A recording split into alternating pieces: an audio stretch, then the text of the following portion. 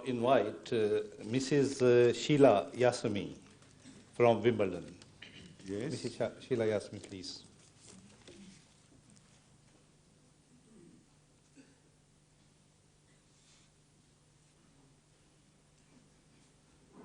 Sheila Yasmin, how are you? Very well, thank you. Yes, fine. Now, what does this name indicate? Sheila Yasmin. Sheila Yasmin. I see. So he read it as Yasmin, which looks like, sounds like a Muslim name. Yes, yes. Is it a Muslim name? Yes. Okay. Yes. Okay. Her husband is a Muslim. We Christians believe in the second advent of Jesus, son of Mary. I understand that Muslims also believe in the second advent of Jesus, son of Mary. Right. How do you explain that Mirza Ghulam Ahmad, whom you believe to be the promised Messiah, when he is not Jesus, son of Mary? I can explain. I can explain in the terms of the understanding of the divine word by Jesus, son of Mary himself. He should be the last authority, last word on this issue. When it was demanded from him to produce Elijah or Elijah, the prophet of God who had ascended to heaven sitting on his fiery chariot, to have come again before the coming of Christ. What was the answer? He pointed at John the Baptist, not pointing his finger directly at his body, he was not there, but pointing at him in meaning. He said, he is the Elijah. Now here, not Elijah, but the Elijah, which you are expecting. Believe it or not, it's up to you. So he was not named Elijah. His name was John. He was son of Zechariah, not born of the same parents as Elijah of old was born. All names differed. The prophecy apparently, and in fact, rather very clearly depicted of the physical bodily reappearance of Elijah from the heaven. So how would you rate the decision of Jesus Christ in this regard? Will he be taken to be right in declaring that John the Baptist, despite no commonality between him and the earlier Elijah, was right when he passed this judgment? If you say, yes, he was right, then by the same judgment, Mirza Ghulam Ahmad of Qadian is proved to be right. Because then the meaning is that the recoming of such people who have a definite parenthood, definite name, definite occupation in time or history, when they are promised to come again, they never come again bodily. They always come in the form of, in spirit, in character, in teaching, in style. So if Mirza Ghulam Ahmad of Qadian is taken to be wrong in declaring him to be the son of Mary in this meaning, in this understanding of the term, then you have to reject not one Messiah but both the Messiahs, unfortunately. Either you keep both or reject both, because a verdict is passed and it would not permit you to separate between one Messiah and the other. So these are metaphorical expressions. Prophecies are made with reference to specific, particular persons. And they are not made only in Judaic religion or in Islam alone. They have been made all over the world. But literally, they have not got fulfilled even once in the entire history of mankind. Metaphorically, yes. All the prophecies have been fulfilled.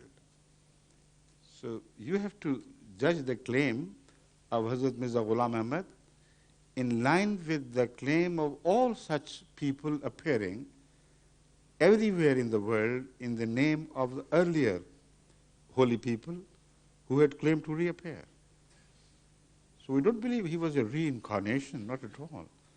What we believe is that he relived Jesus in Islam by changing the attitudes which he changed earlier, by presenting an example like the example of Jesus Christ himself. What he had done, he had changed attitudes, as I earlier said. Instead of emphasis on sword and forceful coercions, as you indicated just now, the emphasis was on sacrifice. If somebody strikes you on one cheek, offer the other one. Now, this is also a biblical teaching. The window of forgiveness was kept open, but practically kept shut by the people. So he practically shut the window of vengeance and revenge and widened this window of forgiveness to the degree. He said, all right, if somebody strikes you, be patient, be perseverant. Somebody abuses you, don't call him bad names, pray for him. So this is how he was Jesus, son of Mary, in spirit and in attitudes. Thank you. Hazur, we now invite Mr. Tim Kay from Bracknell. Mr. Tim Kay, please. Mr. Tim Kay from Brighton. Right. Hello, You sir. have come all the way from Brighton for this purpose? No, Bracknell. Oh, so right. Right. I would like to ask Would you please raise the microphone or lower your Oh yeah, of course. yourself? Thank you. I would like to ask, there's a lot of suffering in the world, of course. Will there ever be a time when people of different religions, different religious leaders, ever come together? And has this Messiah that you believe in, has he made any prophecies about the coming together of religions?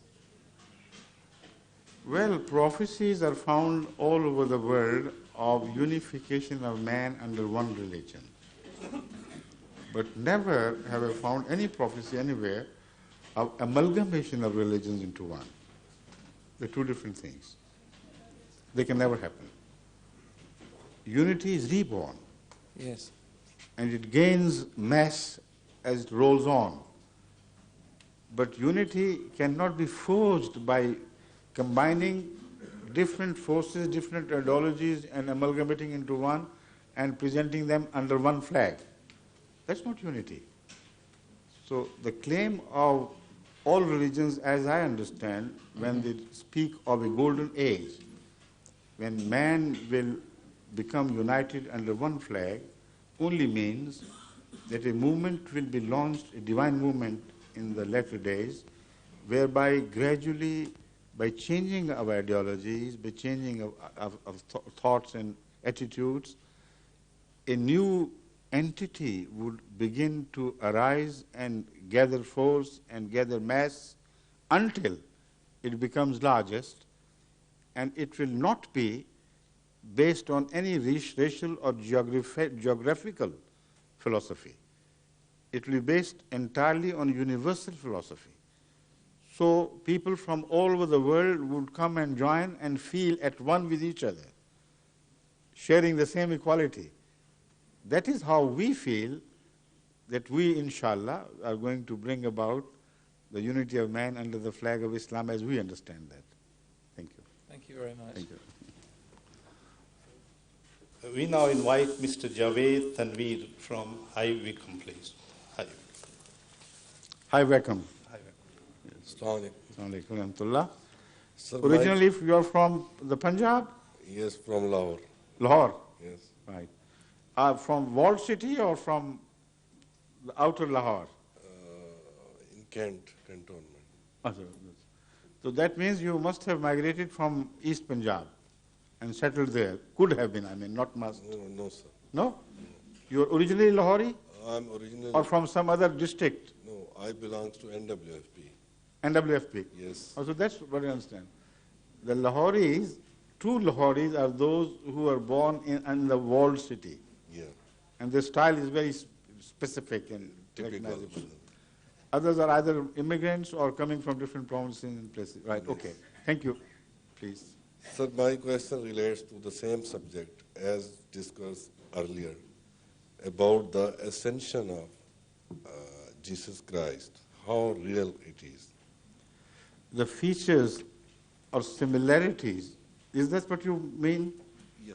How we can present some similarities between the Messiah we believe in as the re-advent of Jesus and the first Jesus whose image he claims to be, correct? Yes. Right. So it's a long list. All of you have to be patient with me, but I won't exhaust it. I'll just present to you a few cases by way of demonstration. You are a Muslim, of course. You should also bear in mind that the Holy Quran speaks of a similarity between Moses and Muhammad Rasulullah Sallam as well. Does it not? And so there is a prophecy of Hazrat Moses himself in Deuteronomy chapter 22, isn't it? 18, chapter 18, verse 18. Chapter 18, verse 18. That a prophet would be raised from among your brethren, like unto you. That's these similar words.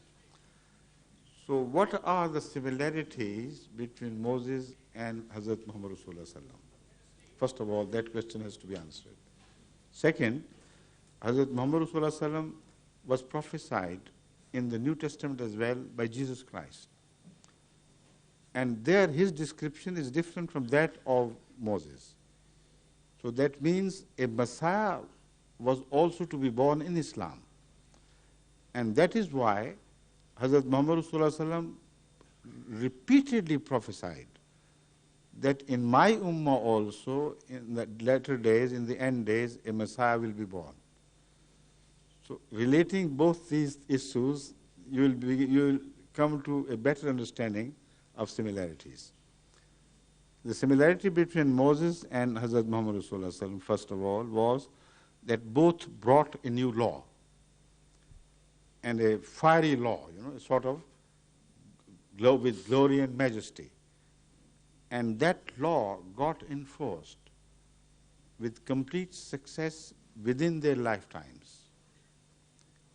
And they did not leave the world until they had seen the law established and enforced.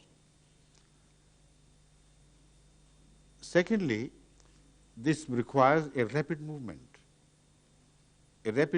which was also related with the use of force and sword whenever sword was raised against them. Both Moses was permitted and Hazrat Muhammad Rasulullah Sallam, and peace be upon Moses as well. So this is another similarity which we see. And after that, the enforcement of law takes place many centuries. The real, in not only enforcement of law, talking from the political point of view, I don't mean that, but sinking of the law into the people and their habits takes a very long time. And in the first beginning of the Islamic movement, it began to spread not by sword, as people believe, but by the deliverance of message and the deliverance of the Quranic values as practiced by the Muslims of the time. This is important for me to emphasize because there are many non-Muslims present here who misunderstand the spread of Islam to have depended upon the use of sword. You see, the largest population of the Muslims are found in Indonesia, in Malaysia, in 4 provinces of China. And the history tells us that not a single battle was fought for the sake of Islam in all these countries. Yet it spread. And it spread faster and wider. Where the Muslims ruled for many centuries continuously in India. The progress of Islam was much slower, and with obstruction here and there, it spread, but it remained to be a minority for the last 1,000 or more years. So that is what should be kept in mind. So the first message was given a push off with a great impetus and a great force until it reached its climax in having delivered the message of Islam and having established it to all the important known countries of the world of that time, except a portion which is called the West. There it only stuck at the walls and knocked at the walls and made an entry and quickly withdrew, but didn't leave a lasting impression on the people, except for a few exceptions like Bosnia and things. Now I come to the period which had to follow. During this course, politics began to be intermingled with Islamic ideology, when the spread of Islam also resulted in Muslim states. They came to be born. And whenever state interplays with religious hierarchy, havoc is played both to the politics and to religion. That is exactly what happened during the medieval centuries. And they distorted the image of Islam to that of a national movement, of a racial movement, of a territorial movement. So the term holy war or jihad came to be misunderstood as a movement of subjugation of all the people of the world, politically and ideologically, with the help of your thumb on the throats. Now, how they understand it to have happened, I can't understand. It's impossible for the soul to change the ideas, beliefs.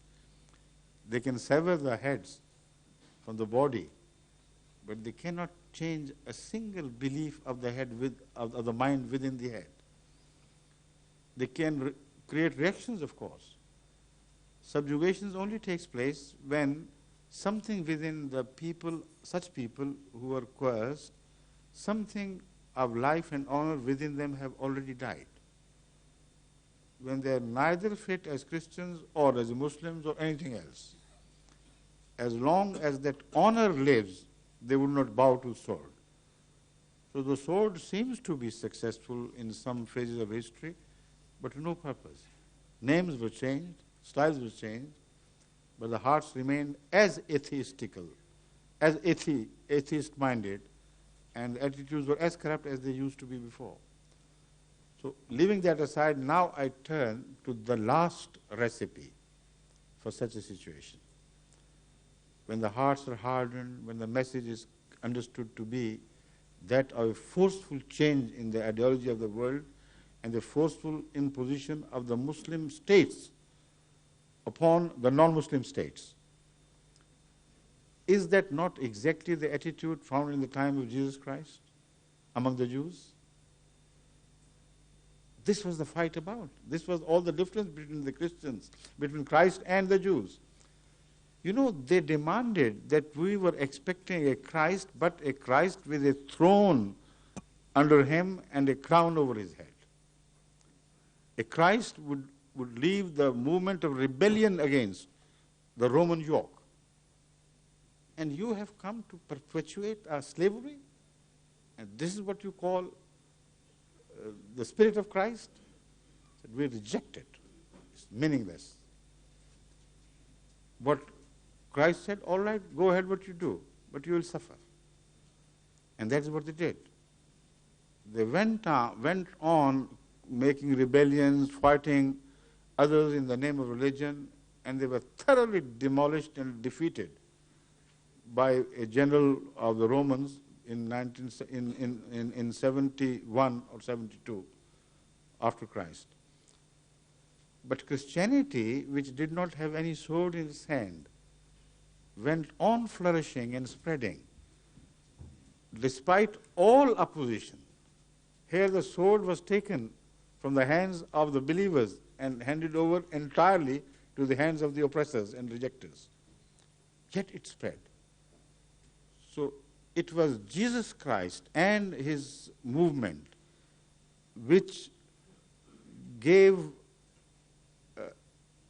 a measure of honor to the early success of Judaism. If Jesus had not appeared, then all were justified in concluding that the message of Moses and the teachings of Torah has no inherent beauty in it. It is only when it ran along with force and coercion that it acquired a measure of success. Otherwise, in itself, it's mere ugliness. But what Jesus did was a revolution in this area, brought about a revolution. He said, all right, I stick to the same values. You take the sword in your hand. You try to destroy me and my followers and crush them. Do whatever you may. We are going to emerge victorious. It was this belief of Jesus in truth itself which brought about the great revolution in the ideologies and the attitudes of the people around. So first of all, Hazrat Mirza Sahib should be understood in this context. Is it not exactly the same battle which began between him and the Orthodox Muslims? They wanted a liberator from the British yoke who would raise sword against them and lead them to victory. No such Messiah came to them. And said, all right, we do not believe in a slave Messiah. That is how he was ridiculed even by Iqbal. He said, we do not believe in those who are slaves to be honored as prophets of Allah. Those who live under a foreign yoke, they are not worthy of acceptance as the messengers of God. This is exactly the allegations against Jesus Christ, which was leveled by the Jews. Now, Iqbal, I don't know why he chose to forget the status of Joseph,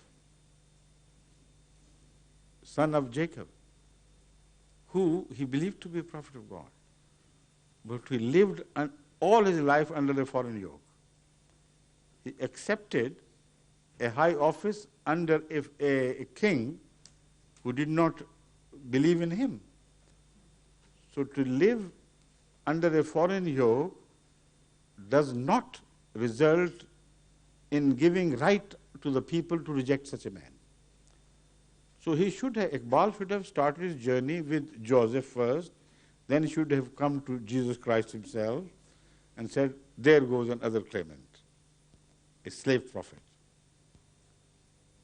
Unless Masih Maud al-Islam had that something in common with Jesus, he could not have been taken as seriously as a true image of Jesus and repetition of Jesus' message.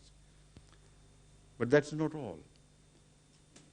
What happened then, from then on, Jesus and his followers were put through the mill of persecution so severely and so cruelly, and they were declared to be outside the pale of Judaism. They were declared to have no right to live unless they defiled the teachings of Christ and the image of Christ, or unless they abused him and cursed him. The history is full of such events. And it is being repeated here now in Pakistan, from where you have come. They catch hold of Ahmadis, poor Ahmadis, and say, abuse Mirza Ghulam Ahmad or we will not leave you alone. Or either sometimes they are killed because they refuse to abuse, or they are beaten up and left as pulp. Sometimes imprisoned under false allegations that we have done it because such a man was insulting Na'uz Billah min Zalik Hazrat Muhammad Sallallahu Alaihi Wasallam. A man who is so honorable, as offers every sacrifice but does not succumb to the pressure of the sword or force, how could he tell falsehood, who speak falsehood, utter falsehood? He's honest and true. Otherwise, he will not offer sacrifices for the sake of his own beliefs. So when he says, I love Muhammad Rasulullah, I believe in him, I know that Mirza Ghulam Ahmad of Qadian received all honors from him, and he was his ultimate master. They have no right to reject this belief. But it goes on. So this is, again, a repetition of the early history. The attitudes were changed, and the people of followers of Jesus Christ were persecuted for their noble attitudes, not for crimes. This is exactly being repeated in case of the followers of Hazrat Mirza Sahib. They're not beaten up for stealing. They're not beaten up for usurping others' rights. They're not beaten up for appearing in the court for false witnessing, etc., etc. They're not beaten up for drugs. They're beaten up for, and in Northwest Province, I'm telling you, they're beaten up and prosecuted, and condemned to serve imprisonment for 3 years to begin with, then it was reduced to 1 year. You know for what crime? Bismillahir Rahmanir Rahim was discovered from the house of this man as police raided his house for illicit things. The first report of the police, which was taken seriously and accepted by the judge, was that the crime of this man was that when we raided his house and searched him and his possessions, we discovered Bismillahir Rahmanir Rahim, which means in the name of Allah, the most gracious, the most merciful, oft repeating his mercy. So if such are the crimes of Ahmadis today, go back to the time of Jesus, similar were the crimes of the people there. They didn't rob anybody. They didn't kill anybody. They didn't usurp anybody's rights. They didn't indulge in child abuse or abduction and asking for money and blackmailing and all this. All this is left to the lot of the mullahs in Pakistan and their followers. They appropriate these rights. But Ahmadis, they are not given the right to declare La ilaha illallah Muhammad Rasulullah. For that, the death penalties are hanging over their heads today. Is it not like the movement of Jesus Christ? But that is not enough. Many a time, a minority is persecuted and destroyed if God is not at the back. But it did not happen in case of Jesus Christ and his followers. They tried to pulverize Christianity to smithereen, to smallest pieces. But every time they passed out of the mill of persecution, they were larger and bigger and stronger. Is that not what is happening to Ahmadiyyat? So what other signs you require? And then the time measure, the difference between Moses and Jesus is 1300 years. The difference between Hazrat Muhammad Rasulullah and Mirza Ghulam Ahmad of Qadian claimant to Messiahhood is 1300 years. Jesus did not bring a new law. He claimed that he has not come to change a single jot of the Quranic teaching or the word of Muhammad Rasulullah. So are there not similarities enough for one to seriously contemplate the possibility of becoming an Ahmadi? Thank you.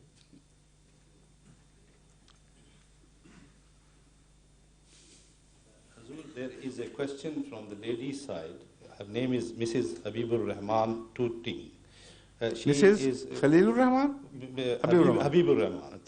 And I thought it was she is brought by Mr. Mansoor Yes. of Tooting. Right. The question is, could you please throw some light on the divine authenticity of Bible and Quran and their preservation?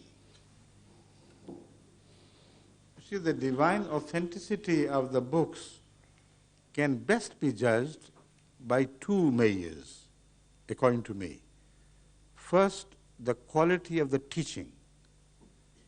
The divine teachings have in themselves a quality of goodness which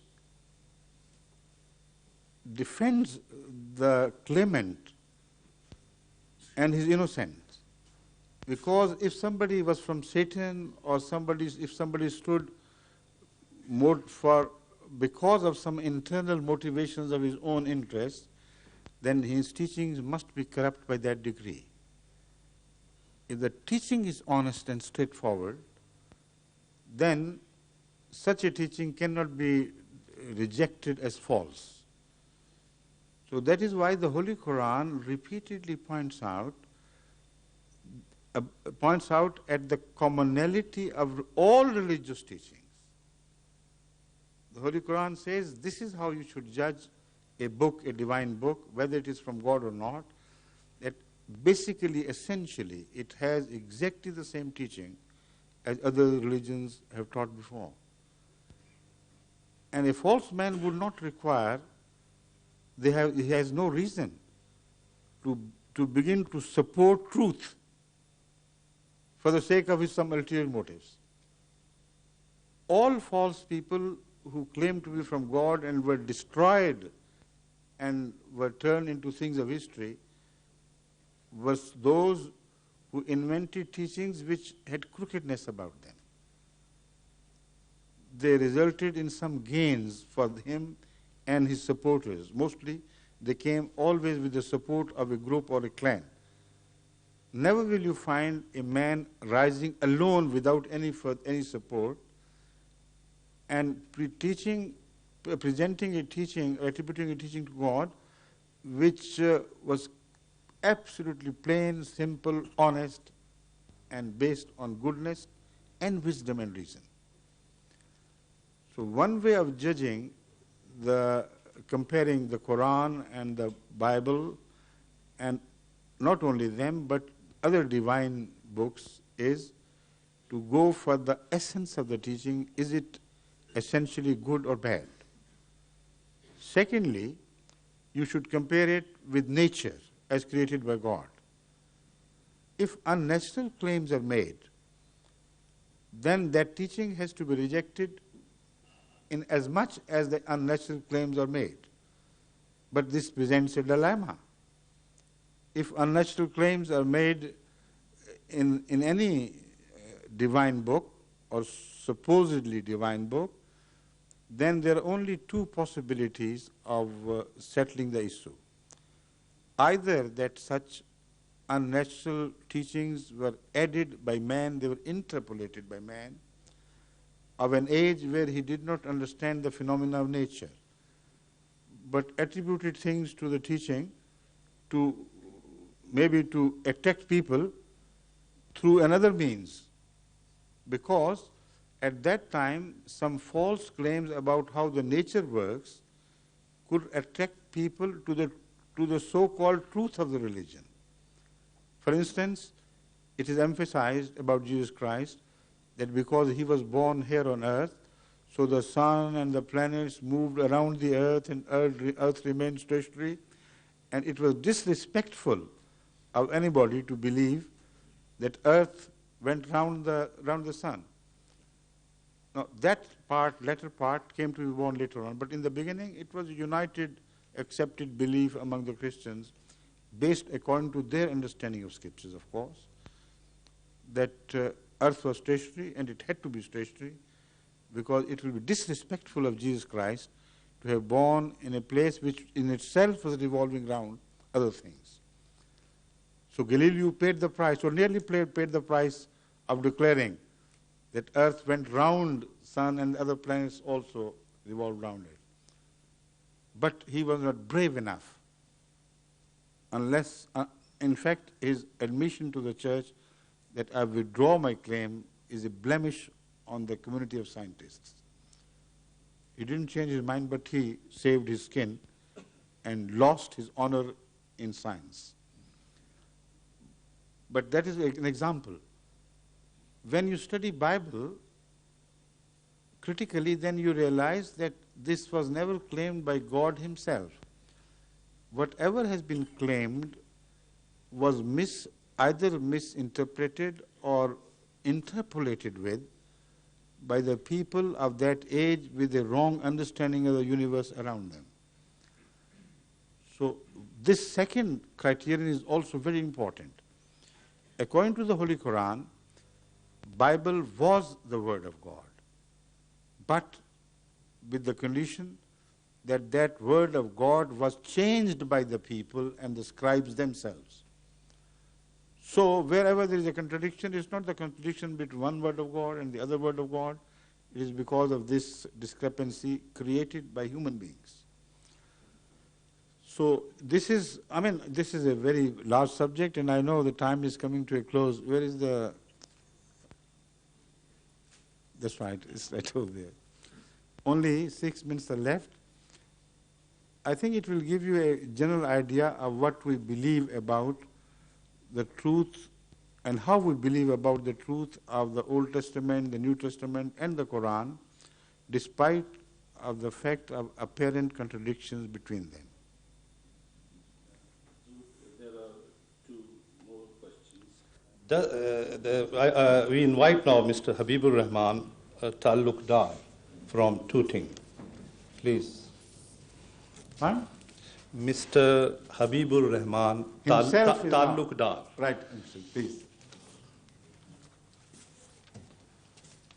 Well, this is what's a simple question. Does Islam encourage scientific experimentation and development? This is the first one. Second one is there any mention of atomic energy in the Holy Quran? Yes. These two. Yes.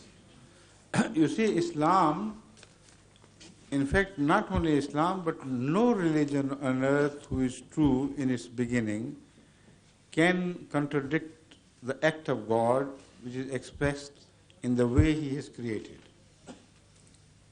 This contradiction in terms cannot be accepted. So we believe that, and we, with the grace of Allah, we can prove it, that all religions at their beginning were exactly in conformity with the nature created by God. And we do not only defend the Holy Quran in this regard, but also the Bible. We tell the Christians and the Jews, please don't take these things literally. Read them in the light of what the Quran has spoken on the same subject, and then you will begin to understand the true import of those verses of the Bible which seem to be contradicting nature. So the Holy Quran repeatedly demands people to use their brains, their heads, their aql. أَفَلَا تَعْقِلُونَ أَفَلَا تَعْقِلُونَ. He said, why don't these people use wisdom which God has given them? Or are there locks on their hearts? So the one religion which emphasizes the role of wisdom and understanding is unfortunately treated by the so-called custodians of that religion as not permitting the use of wisdom with relation to the Quran and the relation to Islam. So this is their falsehood, not the falsehood of the Quran. Now the second question was of the same nature, but specifically you inquired about, please? Atomic energy. All right, I understand. Sorry, is there any mention of atomic Yes. energy in the Holy Quran? There is a definite mention of the atomic energy, and also of the atomic explosion, also the consequences thereof, and the extremely dangerous radiating cloud spreading over the world and destroying life underneath. All these things are mentioned in the Holy Quran very clearly. To begin with, I quote a surah of the Holy Quran, a small surah at the end of the chapter, in the last chapter, in the last part. What do you call it? Part. Last part, that is 30th part. And I refer to Surah Humazah. it says, A'udhu billahi minash shaitanir rajim, bismillahir rahmanir rahim, Wailul likulli lumazatin alladhi jama malum wa addada, yasabu anna malahu akhlada, kalla layumbadhanna fil hutamati, wa ma adraka mal hutama, narullahil muqadatul lati, tattaliu ala al-afida, innaha alayhim musadatun, fi amadim mumaddada. Now, leaving the first part for a while because of the shortage of time, I come to the crux of the matter. It says such and such people as have been described will be thrown into the smallest particle. What sense does it read? لَيُنْبَذَنَّ فِي الْحُطَمَةِ. And consult all Arabic dictionaries. Hutama is like the particle which one cannot see with unaided eye, or with the unaided eye only when it passes through a beam of light. Then you begin to see very small, minute particles floating in the air, not otherwise. I don't see any particle, but sometimes if a beam is thrown, then you begin to see many small, tiny particles hanging in the area where the beam is striking. So it's amazing, but it's not enough. That's not all.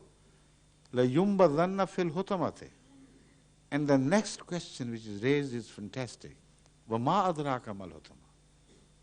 How on earth can we make you understand what hutama is? Because time had not yet come for the people to understand. Time was yet to come for people to know what atom was and what it could do. It says, وَمَا أَدْرَاكَ مَا الْحُطَمَةِ نَارُ اللَّهِ الْمُوقَدَةُ الَّتِي. We are talking of the fire of God, which will be built. مُوقَدَةُ الَّتِي, it will be built within this small particle. Tattaleo alal afida. A strange fire it would be. Before burning the bodies, it will leap directly at the hearts and make them cease to beat. Tattaleo alal afida. Innaha alayhim musadatun. This fire within that hutama is closed or locked up for them. In what form? In fi amadim mumaddada. Amad is like a pillar, but mumaddada means which is made to look like a pillar after stretching it.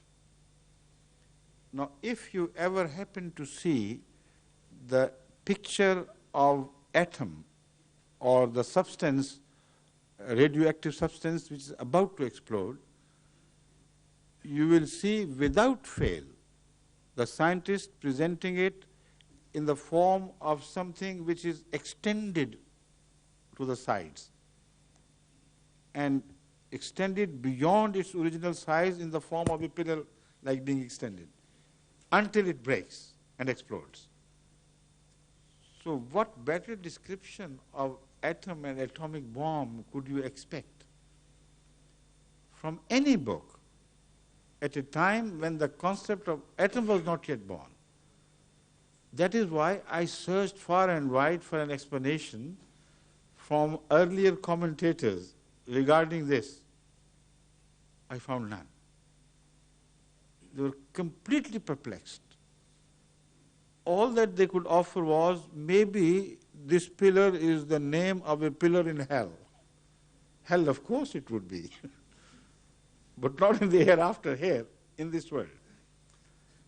Then the Holy Quran speaks of Qariya, a terrorizing sound which will destroy everything by the immense intensity of the wave. But returning to this verse, have you ever seen a fire which does not burn first, but leaps at the heart directly without heat wave touching the body. If you have not, read the history of Hiroshima, written by a scientist. They would tell you that the atomic explosion released shock waves, and as shock waves as well as heat waves. But the shock waves traveled faster than the heat waves. And all other forms of radiation were left behind. And it was the shock waves which killed people, because immediately the hearts were arrested under that immense shock. Like the microwave, if somebody is subjected to a microwave, his heart would come to a standstill immediately.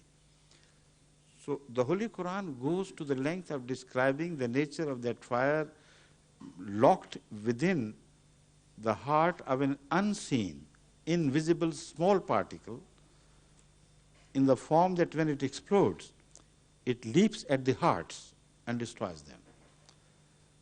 But the consequences of this atomic explosion are further explained in Surah Ad-Dukhan, which means the smoke.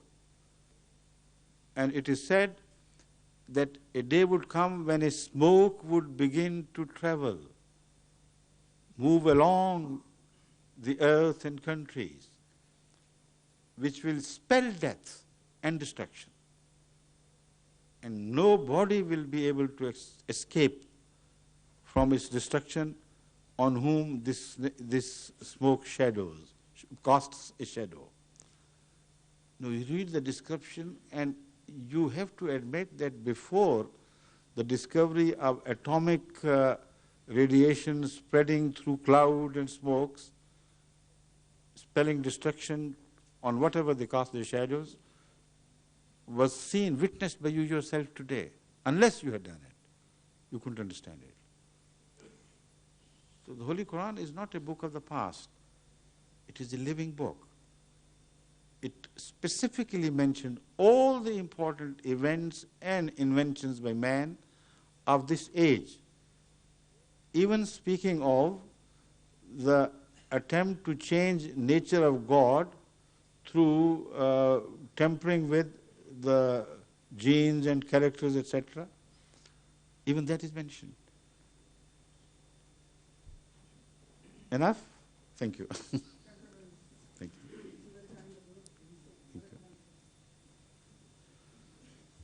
you. Next question is the last one, and that is, we invite Mr. Ghazali from Sierra Leone, please. From Sierra Leone. Yes, please. Assalamu alaikum. Wa alaikum assalam wa rahmatullah. People are going to be judged according to their faith in the world hereafter, in the Yom Al-Qiyam. If I die now, am I going to live in the grave till the day of judgment?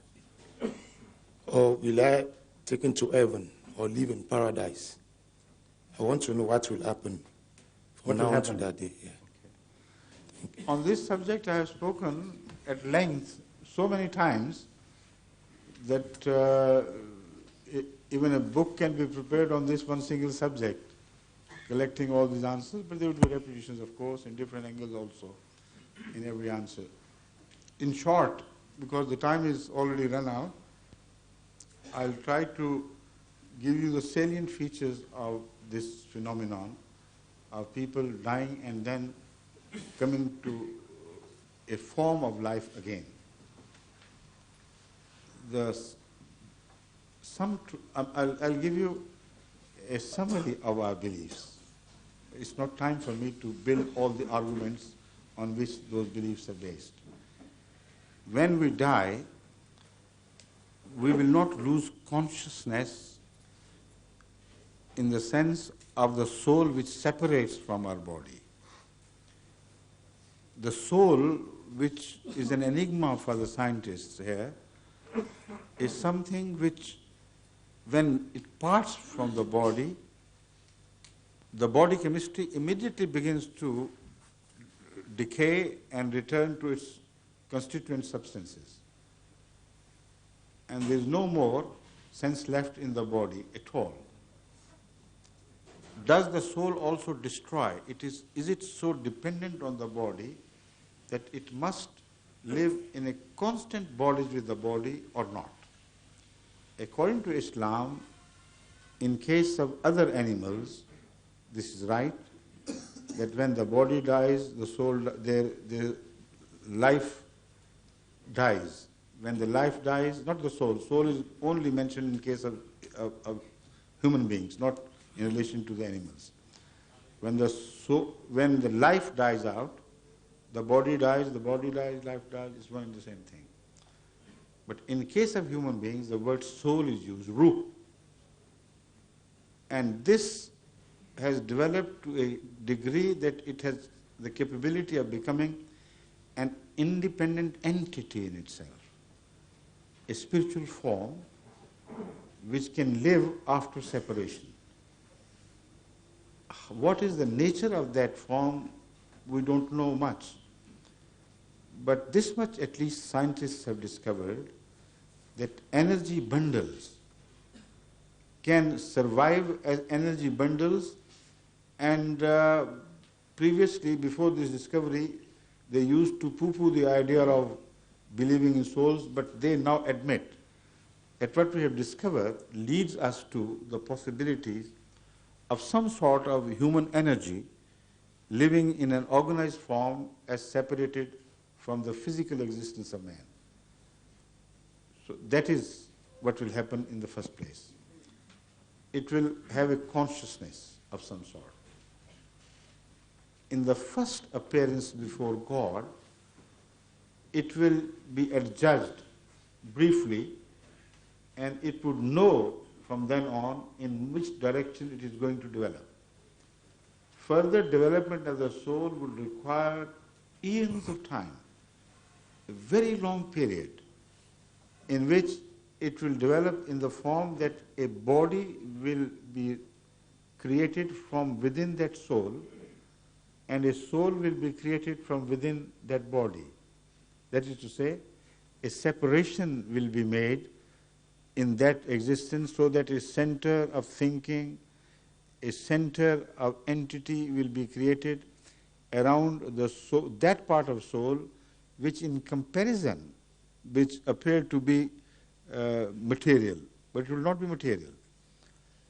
So it is only a matter of degrees. God is the ultimate of spiritual refinement.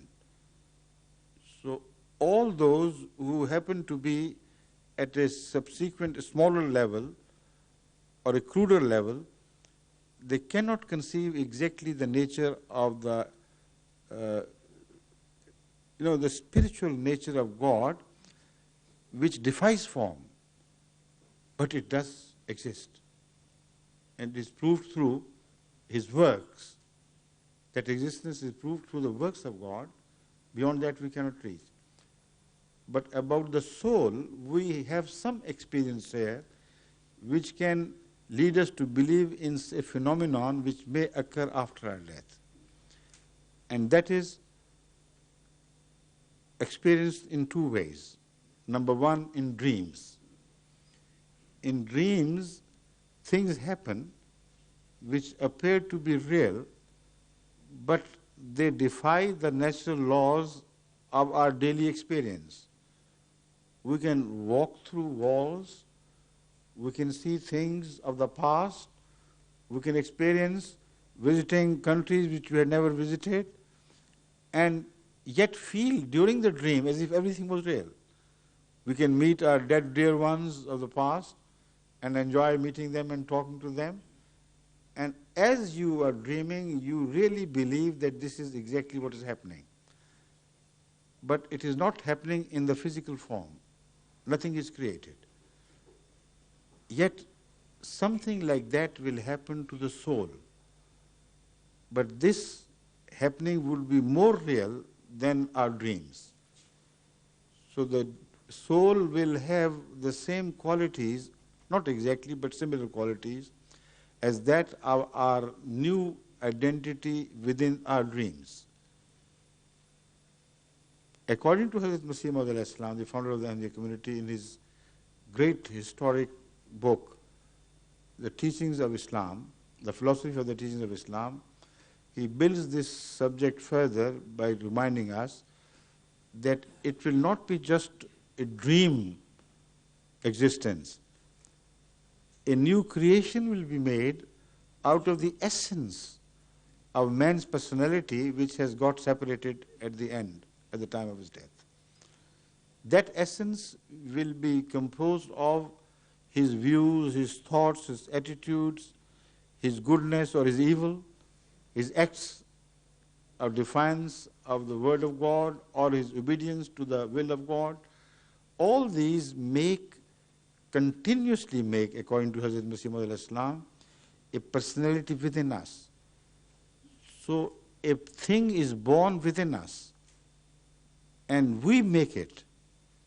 We create our hell or our heaven and we don't realize it. But he said one day some evil person may suddenly be awakened and he would be absolutely exasperated to realize that he has destroyed himself. What he is a rotten thing. And the good people gradually gain the realization of their nobility to a degree that that realization becomes the very reward of the nobility itself. So once awakened, the human conscience creates the hell for the evil people and the heaven for the good people. So Hazrat Mirza Tahir pointed out that this is not in vain, this is not accidental. This does not happen in case of animals. There is no such sense of nobility or evil actions and their consequences among the animal kingdom. God has specifically been evolved to such a degree where his acts would create a soul in him, and his heaven and hell would be born out of his own actions.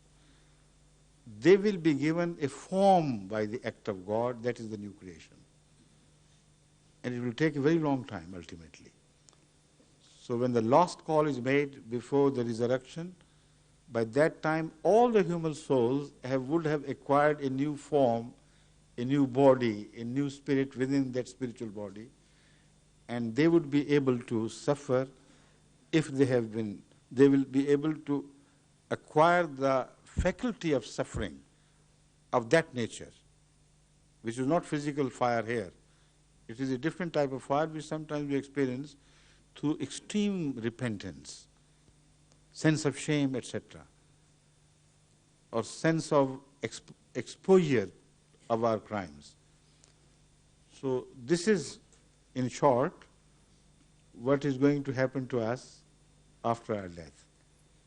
While we live, we should try to create a healthier soul within us that can only be created if we become true within, or in the end, let me quote the words of an earlier questioner, if we go for a purer heart. If we achieve a pure heart, such pure hearts will be saved from the hell. And in the words of Hazrat Masih Maud alayhi आग है पर आग से वो सब बचाए जाएंगे जो कि रखते हैं खुदाए जुल अजाइब से प्यार. Fire it is, no doubt. But all such people will be saved from that fire who have love of God, true love of God in their hearts. In the final analysis, purity of heart or love of God are one and the same thing. God bless you. Thank you very much. Assalamu alaikum.